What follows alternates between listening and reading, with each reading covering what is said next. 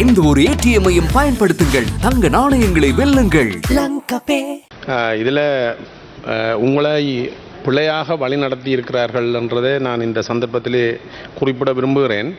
இந்த திட்டம் நடைமுறைப்படுத்தப்பட்டு 13 ஆண்டுகள் முடிவடைந்து விட்டது. இந்த 13 ஆண்டுகளும் உறுதிக்காணியை பாரப்படுத்தியவர்கள் தற்காலிக பத்திரத்தோடு இருக்கிறார்கள். அது மாத்திரமல்ல, அந்த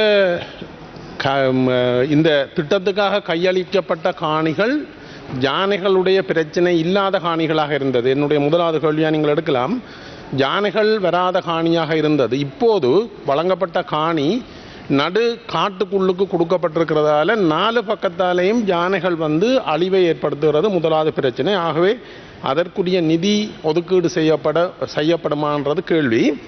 அது மாத்திரமில்லை, இந்த 3 குளங்களும் இணைக்கப்பட்டது உண்மை. இந்த வருடம் 12 ஆண்டுகளுக்கு பிறகு குளம் இணைக்கப்பட்டு குளத்தில் நீர் இருந்தாலும் கூட அங்கு அமைக்கப்பட்ட சுலுசுகள் பொருத்தமான இடத்துல அமைக்கப்படாததால் குளம் நிரம்பி இருந்தாலும் வயல்வெளி, நீங்கள் முதல் சொன்ன மாதிரி வயல்வெளி குளத்திலும் விட உயர்ந்த இடத்தில் இருப்பதால் முறையான நீர்ப்பாசனம் முழு வயல்களுக்கும் செய்ய முடியாமல் இருக்கிறது. ஆகவே நாங்கள் அந்த சுலுசுகளை மாற்றி அமைக்க வேண்டிய தேவை இருக்கிறது.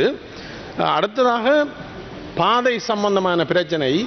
இதுவரை 3 கிலோமீட்டர் பாதை ஒரு லோட் கிரவல் கூட போட்டு செய்து கொடுக்கப்படவில்லை. மழை காலத்திலே விவசாயிகள் டிராக்டரில் கூட அந்த வயல்வெளிக்கு போக முடியாமல் இருக்கிறது. ஆகவே அந்த 3 கிலோமீட்டர் இந்த வருடம் அரசாங்கம் வடக்கு மாகாணத்துக்கு வீதி போக்குவரத்துக்கு புனரமைப்புக்காக பெருந்தொகையான நிதியை ஒதுக்கி இருக்கிறது.